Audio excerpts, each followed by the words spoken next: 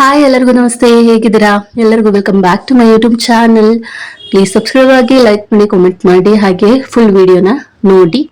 ಇಷ್ಟ ಆದ್ರೆ ಏನ್ ಮಾಡಬೇಕು, ಕಾಮೆಂಟ್ ಮಾಡಬೇಕು. ಇದು ಬಂದು ಶುಕ್ರವಾರದ ವ್ಲಾಗ್. ಒಂದು ಆಫ್ಟರ್ನೂನ್ ನಂಗೆ ಸ್ಟಾರ್ಟ್ ಮಾಡ್ಕೊಂಡಿದ್ದೀನಿ, 12 ಗಂಟೆ ಮೇಲೆನೆ. ಫಸ್ಟ್ ನೈಟ್ ಹಂಗೆನೆ ವಾಷಿಂಗ್ ಮಿಷಿನ್ಗೆ ಬಟ್ಟೆಗಳು ಹಾಕಿದೆ, ಅದನ್ನ ತಗೊಂಡ್ ಬಂದು ಒಣಗಿಸ್ತಾ ಇದ್ದೀನಿ. ಜೊತೆಗೆ ನನ್ನ ಮಗಳು ಕೂಡ ಹೆಲ್ಪ್ ಮಾಡ್ತಾ ಇದ್ದಾಳೆ. ಅವಳಿಗೂ ಇವತ್ತು ತಲೆಗೆ ಸ್ನಾನ ಮಾಡಿಸ್ಬಿಟ್ಟು ಬಿಸಿಲು ಕರ್ಕೊಂಡ್ ಬಂದಿದ್ದೀನಿ ತಲೆ ಒಣಗ್ಸಕ್ಕೆ.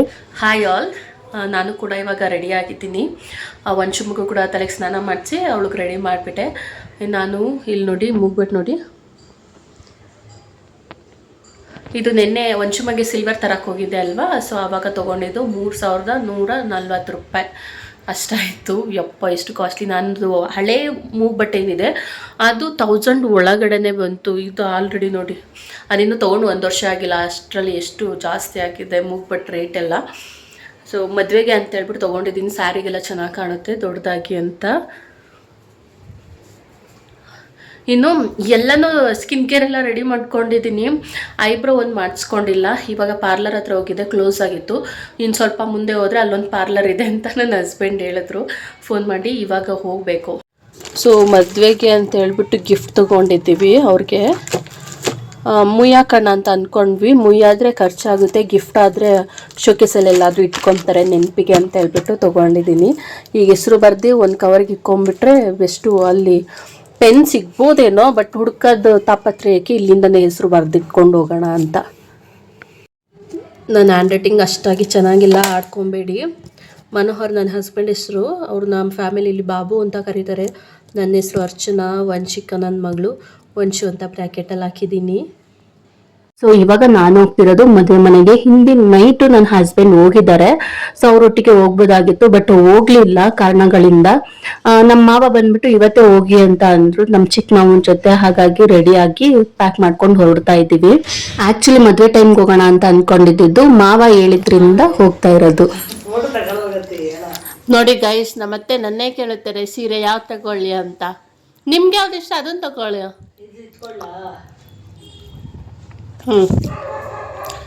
ಪಾಪ ನಮ್ಮತ್ತೆ ಏನೇ ಒಂದು ಸೀರೆ ಯಾವುದೇ ಒಂದು ಫಂಕ್ಷನ್ಗೆ ಹಾಕೋಬೇಕಾದ್ರೆ ನನ್ನನ್ನು ಕೇಳ್ಬಿಟ್ಟೆ ತಗೊಂತಾರೆ, ನನ್ನ ಸೆಲೆಕ್ಷನ್ ಚೆನ್ನಾಗಿರುತ್ತೆ ಅಂತ.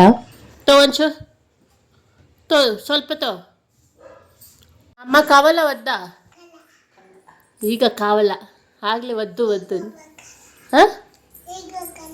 ಈಗ ಕಾಲ. ನಾನು ಬರ್ಲಾ? ನಾ ಬಲ್ಲಲ್ಲ ಬಲಲ್ಲ ಬಲಲ್ಲ ಬಲಲ್ಲ ಬಲಲ್ಲ. ಅಮ್ಮ ಯಾಯು ಅನ್ನು, ಅಮ್ಮ ಯಾಯು ಅನ್ನು.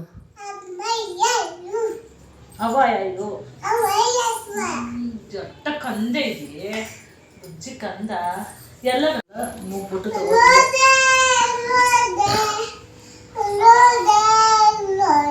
ಏನು ಮಾತಾಡ್ತಿದ್ಯಾ ಬುಜ್ಜಮ್ಮ? ಏನಮ್ಮ ಅದು ಸಾಂಗಾ? ಆಡು ಸಾಂಗು, ಆಡು. ಹಾ ಹಬ್ಬ ಆಯ್ತಾಯ್ತಾ? ಹಂಗಲ್ಲ,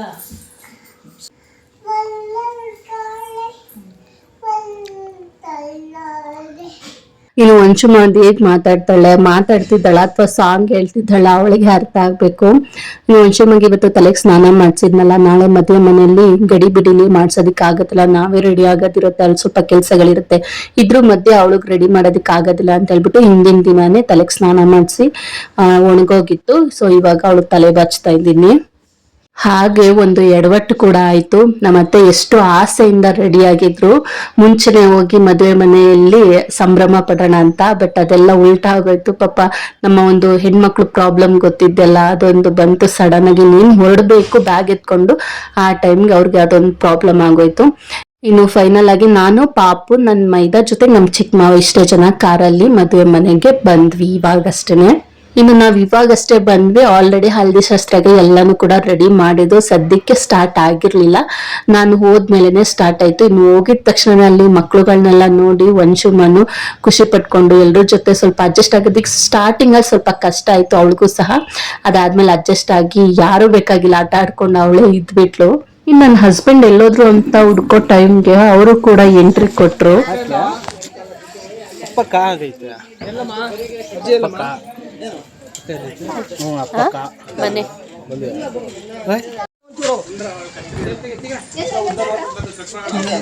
ನಾಳೆ ಬರುತ್ತಾ ಅಪ್ಪನ ಜೊತೆ ಬರುತ್ತೆ.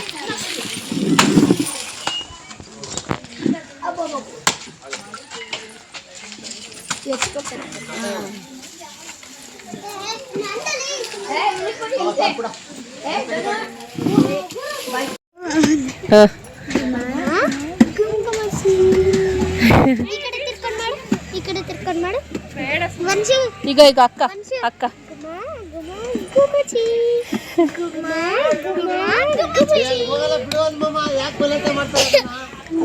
ಇನ್ನು ಆಗ ಹೇಳ್ದಾಗೆ ವಂಶಮ್ಮಂಗೆ ಸ್ಟಾರ್ಟಿಂಗ್ ಪ್ರಾಬ್ಲಮ್ಮು ಸ್ವಲ್ಪ ಅಡ್ಜಸ್ಟ್ ಆಗೋದಕ್ಕೆ. ಅಡ್ಜಸ್ಟ್ ಆದ್ಮೇಲೆ ಅವಳಿಗೆ ಯಾರೂ ಬೇಕಾಗಿಲ್ಲ, ಹಂಗ್ ಓಡಾಡ್ಕೊಂಡಿರ್ತಾಳೆ. ಸೊ ಫೋಟೋಗೆಲ್ಲ ಕರ್ಕೊಂಡು ಹೋಗಿದ್ದಾರೆ.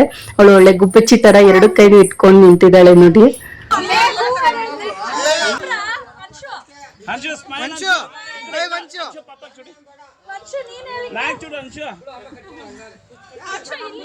ವಂಶು ಪಾಪ ವಂಶಿಕಾ ಇಲ್ಲ ನೋಡಿ ಬಿಟ್ಕೊಂಡು ನೋಡ್ತಾಳ.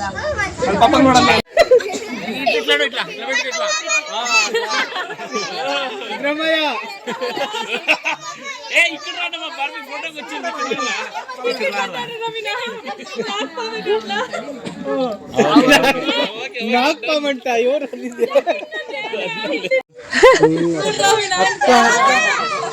ವೀರ ಅಕ್ಕ ಓಕೆ ಓಕೆ ನೀನು ಇರ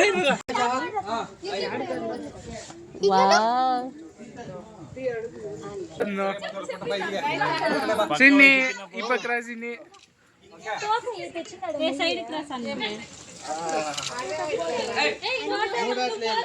ಶೆಳಾಯ್ತನವ್ರ ಶೆಳಾಯ್ತ ಒಂದ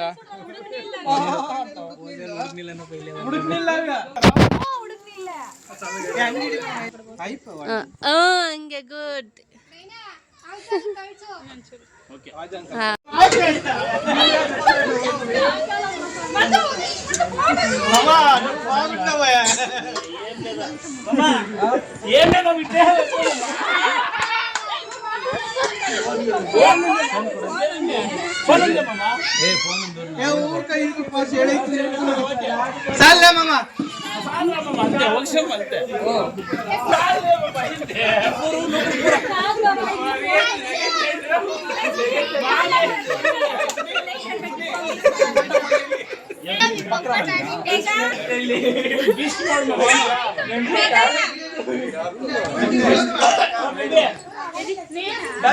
ಹಾಯ್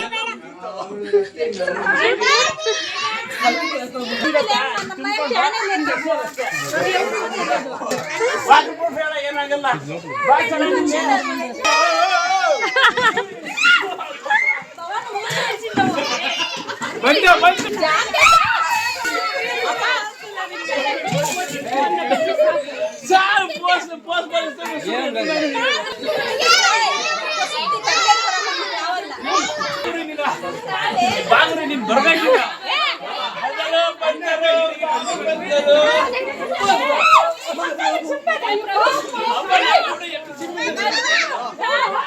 ಮಾಮ ಯಾರು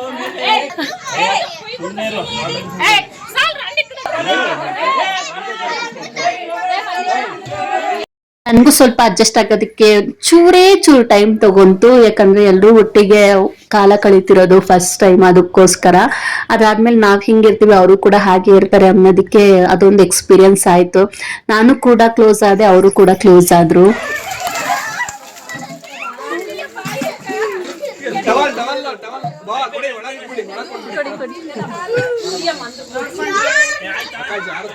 ಇನ್ನು ಆಲ್ರೆಡಿ ವಂಶುಮ ಸ್ವಲ್ಪ ಆ ಮನೆಗೆ ಸ್ವಲ್ಪ ಹೊಂದ್ಕೊಂಡ್ಲು. ಸೊ ಯಾರು ಆಟಾಡೋದಿಕ್ ಬೇಕಾಗಿರ್ಲಿಲ್ಲ, ಅವಳು ಒಬ್ಳೆ ಆಟ ಆಡ್ಕೊಳ್ಳೋ ತರ ಇದ್ಲು. ಬಟ್ ಮಕ್ಳು ಗೊತ್ತಲ್ಲ, ವಂಶುಮ ಕಂಡ್ರೆ ಇನ್ನಷ್ಟು ಜಾಸ್ತಿನೇ ಇಷ್ಟ ಎಲ್ರಿಗೂ.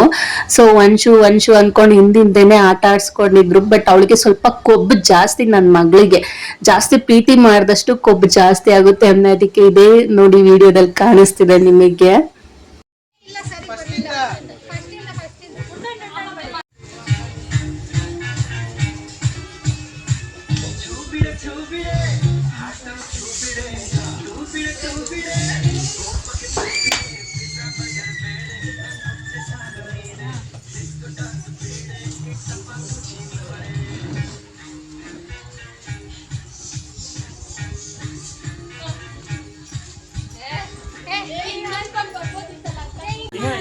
ಹಿಂಗ್ ಮೇಲ್ ಮಾಡಿ ಕೆಳ ಮಾಡಿ ಅಷ್ಟೇ.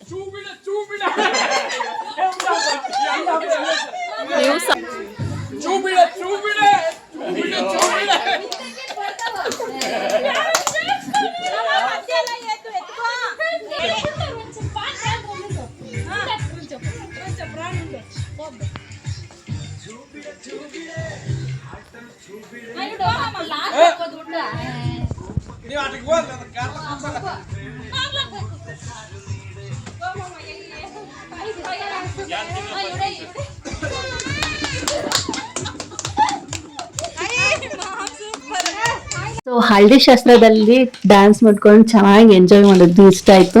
ಇನ್ನು ನಮ್ಮ ಅತ್ತೆ ಇಲ್ಲಿ ತೆಂಗಿನಕಾಯಿಗೆ ಡಿಸೈನ್ ಮಾಡ್ತಾ ಇದ್ದಾರೆ. వచ్చి లేదా వావ్ కప్ వావ్ సూపి కప్ ಎಲ್ಲಿ ವಾವ್ ವಾವ್. ಇನ್ನು ಹಳದಿ ಶಾಸ್ತ್ರ ಮುಗಿದ ಮೇಲೆ ಕೆಲಸ ಎಲ್ಲ ಮುಗಿಸಿ ಲಾಸ್ಟ್ಗೆ ನೈಟ್ ಹಂಗೆ ಮೆಹಂದಿ ಕೂಡ ಹಾಕೊಂಡ್ವಿ. ನಾವೇ ಸಿಂಪಲ್ ಆಗಿ ನಮ್ಗೆ ಹೆಂಗ ಬರುತ್ತೆ ಆ ರೀತಿ ಡಿಸೈನ್ ಹಾಕೊಂಡ್ವಿ. ವಂಶುಮಾನು ಕೂಡ ಹಾಕಿಸ್ಕೊಂಡಿದ್ದಾಳೆ.